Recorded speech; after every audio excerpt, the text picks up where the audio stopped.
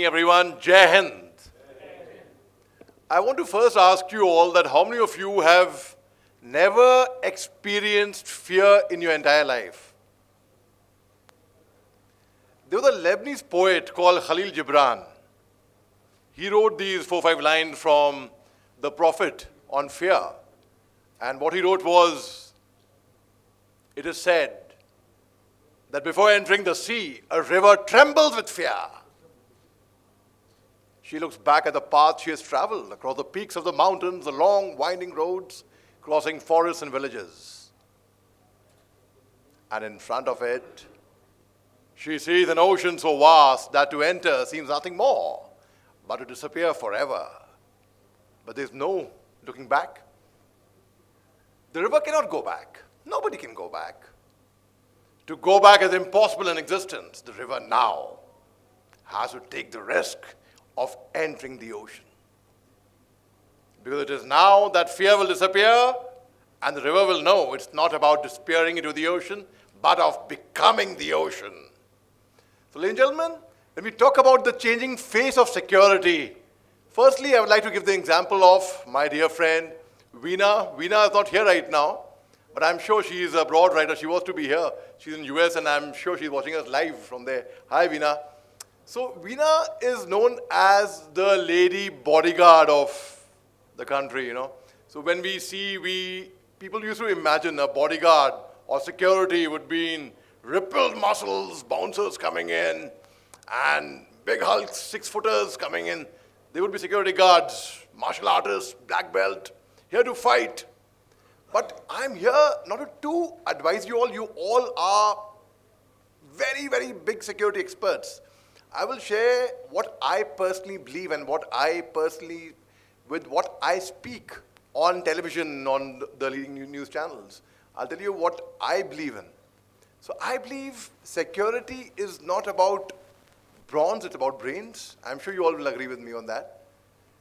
I feel it's not about building walls, but building connections. Like we had Deputy Commandant Yadav here from the CSO from JNU. He said, unka bhi kaam ho jaye, hamara bhi kaam ho jaye, and both parties it worked. So it's about brains. Like, you know, we all saw on 27th February 2019, Group Captain, that time Wing Commander Abhinandan Varthaman, who had landed into Pakistan when he was flying a MiG-21 Bison aircraft. Well, we all heard that. I'm not supposed to tell you that. So it's not about the machine only, it's about the man behind the machine.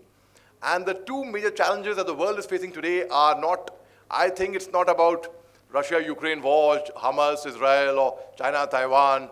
It's about artificial intelligence and natural stupidity.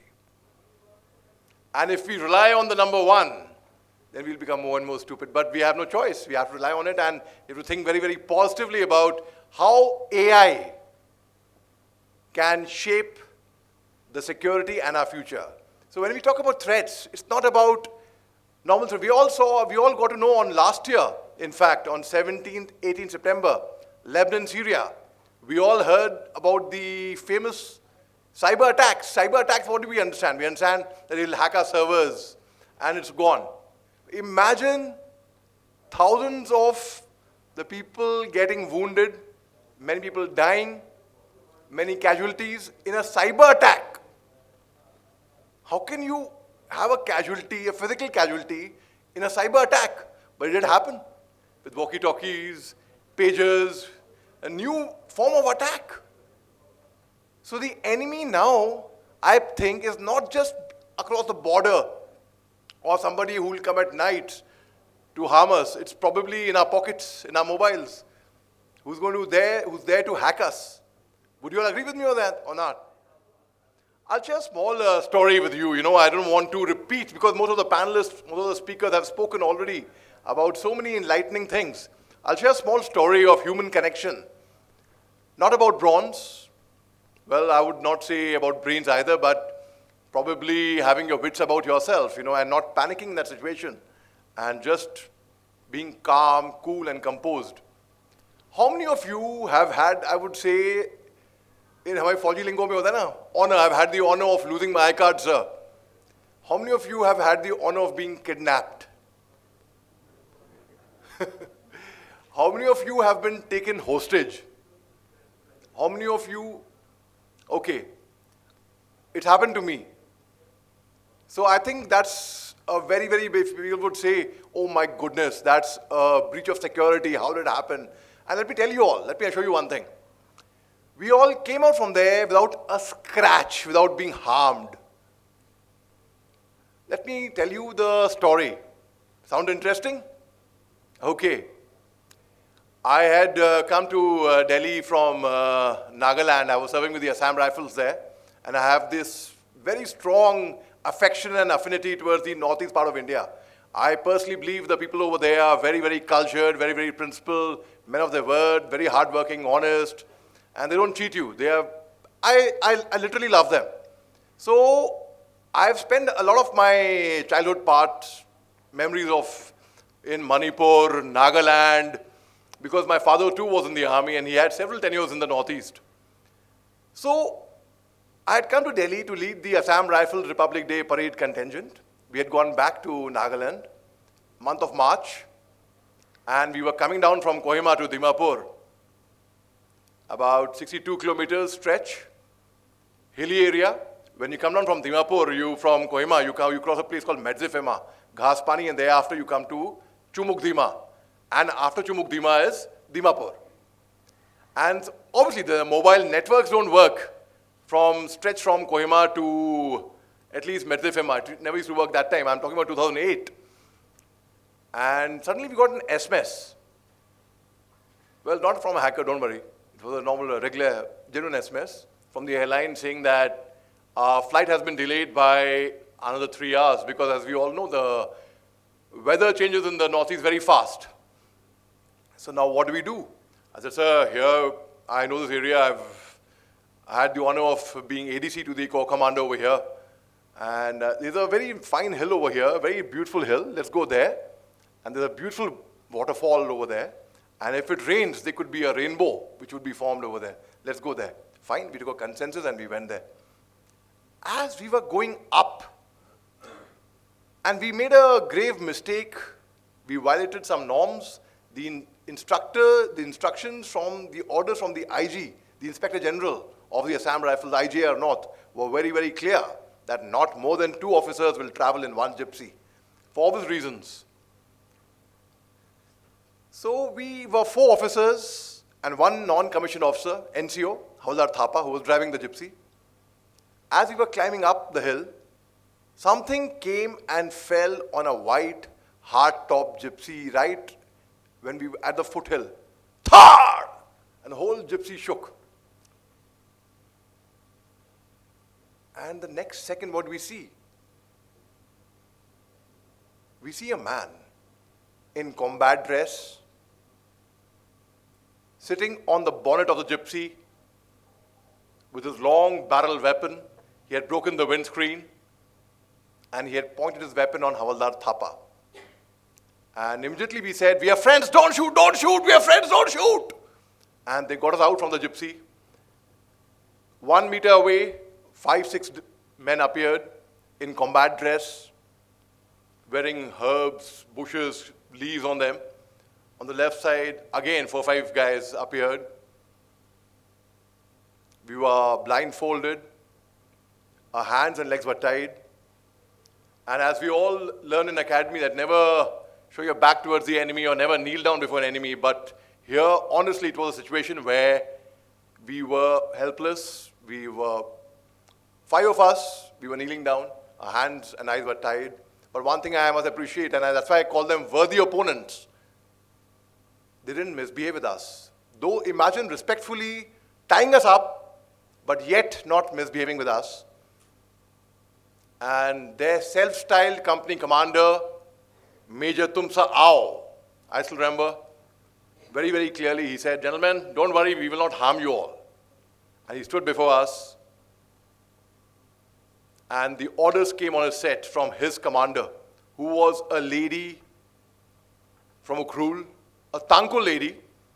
And since I understand Thankul, so I And the orders were, there was ceasefire in Nagaland, which means there was an agreement. Of course, we all know that we would not fire upon the NSC-NIM or NSC-NK, and they would not fire upon us. And the commander said, shoot them all, kill them, finish them right now. Forget about the ceasefire, we'll take care of that. Finish them. And I understood. So, cutting a very long story short, I see the timer ticking, that's why. He says, gentlemen, I'm very sorry, my commander has asked me to shoot you all. So it'll only take 2 minutes, please cooperate with me. So we were like, and next to me was our RMO. I think the bravest of us all. He whispered in my ears, hey, Ali, thank you for getting us over here, yaar. Whatever happened over here now, after another 2 minutes, I'm very grateful to you, yaar. Whatever was happening over here, I'm really enjoying it, yaar. Good fun. He said, shut up, keep quiet. Goli aane wali hai, marne wale hain sab log. Chup raho. Okay, gentlemen, remember God. And a firing squad comes and stands behind us. They cock their weapons. Say your prayers and get ready to die like a man. Squad ready. And the squad from behind says, ready, sir. 1, 2. And just then, I believe to operate in any area, not just in J&K or in Northeast, you have to know the geography, demography, topography, history, about the terrain, wherever you're deployed. So fortunately, I was, Halide, how are you? Fortunately, I speak Nagamese. So I learned it while I was doing ADC there, and I had the honor of doing ADC to 2 co-commanders, because the next co-commander's ADC was coming late. So I officiated there. So I said, "Ay, maine tum sao! Ek par ay pito thake boy bina. Moi laga na maliba, se mi binaga, se poi log te log pai kana bishi kuchi paisa bani khai sakana hai. Peace laga nam ke bana se." So he was shocked. How come he's speaking my language? And then he's, hey, how come he's speaking my language? Open him. They opened me and I looked at him. And that's the time there was a human connection. I mean, they didn't see us as, we were unarmed, of course, in civil dress.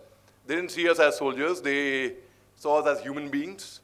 And cutting a very long story short again, they made vai noodles for us. You know about vai. They made tea for us, and I must say the tea was fantastic.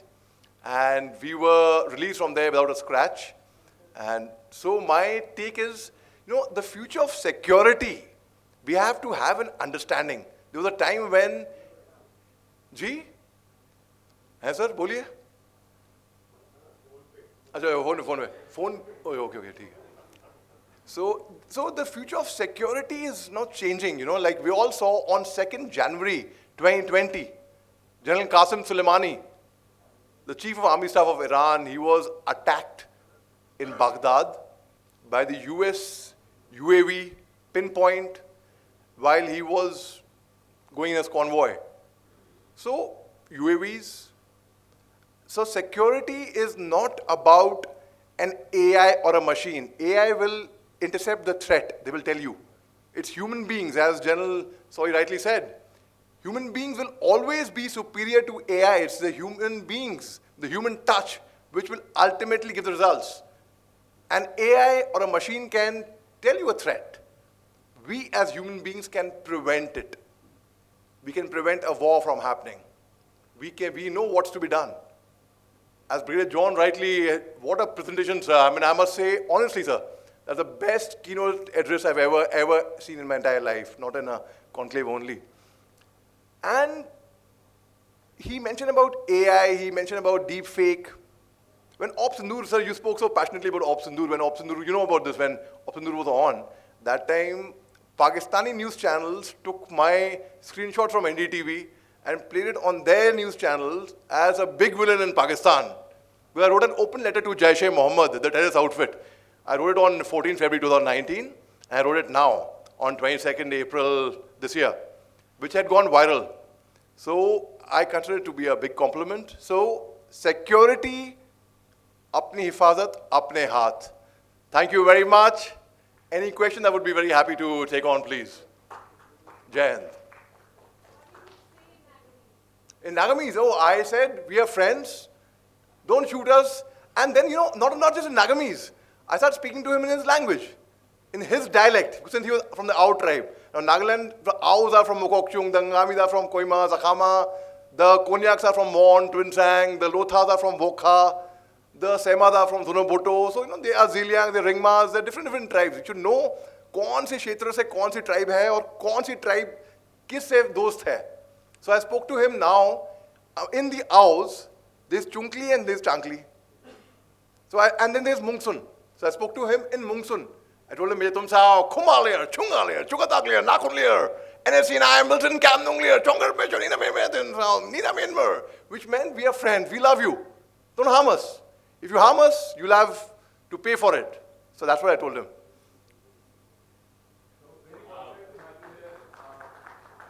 Sir, please. Just wanted to know that, what I see that you're an international TEDx speaker, right? Just give your experience about what you do, on what topics you speak, if I may ask you. Sure, sir, why not? Because your presence is really great. So, thank you, sir. Sir, thank you, sir. So are we of you, sir. Very kind of you to say that. In 2 minutes, can you just give us what you do for Manipur? In 2 minutes, what? Beg your pardon, sir? What you do for Manipur? What I do for Manipur? Well, I don't do for Manipur, sir. Manipur ne hum sab ke liye kiya hai.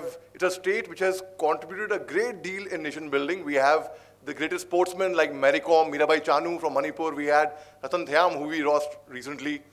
So the first thing I learned in Manipuri was Ai Nanganungshi.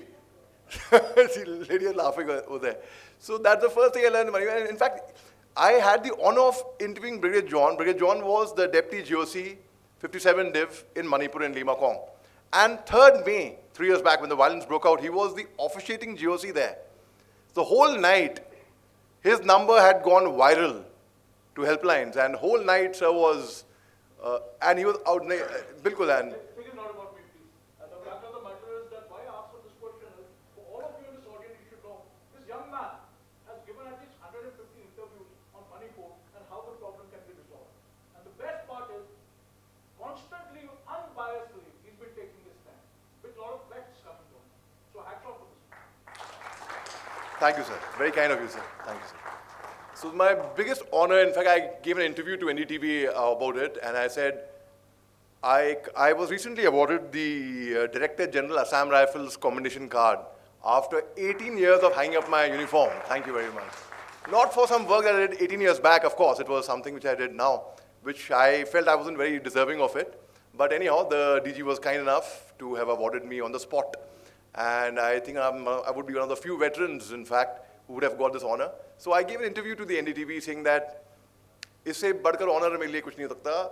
Padma Shri, Padma Bhushan से बढ़कर है मेरे लिए. Because for two main reasons. First, I got it as a veteran. Secondly, I got it from a part of India which is very, very close to my heart, from the northeast part of India. And in the Assam Rifles, we had Maites, we had Kukis, we had Nagas, we had Chakmas from Mizoram, we had Mizos, we had, we had Garos, Khasis, we had Jaintias, we had Apatami tribe from, you name the tribe of Northeast, we had everyone from everywhere. And we all coexisted together. In fact, I had the honor of meeting Colonel Dinesh, in fact, some time back over here. So मैं sir को देख के पहचान गया, sir आप माइते हैं. And we all heard him speak so well over here. And sir, बल्कि entrance पे हमारा एक again Manipuri दोस्त था, वो पहचान गया. I was very, very happy. He recognized me. And the biggest compliment, I'll end over here, lastly. I'll end on this. I was taking a metro from MG Road to Rajiv Chowk. And there were 3 boys from Manipur who just happened to recognize me through my TV analysis or through YouTube or wherever. And they came with me, selfie kichai, they came with me all the way to Rajiv Chowk where I changed my metro, and they came there, वहाँ पर फिर बाद में U-turn काट के आए. And every station I would go, there would be somebody from the northeast part of India there with a mala. I mean, that was the biggest compliment that I got. And thank you very much. और कुछ पूछना है, sir?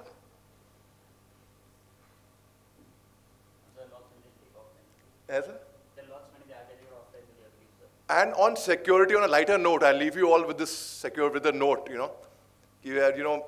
we first have to be secure in our homes here. Am I right? So I'll share a very complicating secret with you all.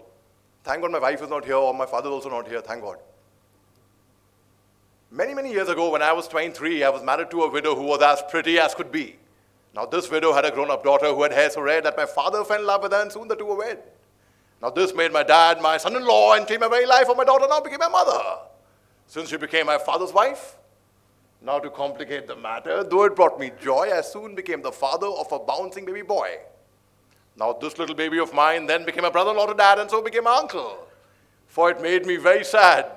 For if this little baby of mine was my uncle, then that made him the brother of the widow's grown-up daughter, who of course by now was my stepmother. My father's wife then had a son. My father's wife then had a son who kept them on the run, and he became my grandchild, for he was my stepdaughter's son. Now, my wife is now my stepmother's mother. It makes me blue, because although she is my wife, she is my grandmother too. Now, if my wife is my grandmother, then obviously I am her grandchild. And every time I think of this, by God, it really drives me wild. For now I've become the strangest case you ever saw. As husband of my own grandma, I am my own grandpa. It sounds funny and complicating, I know, but really so. Thank you very much. Thank you.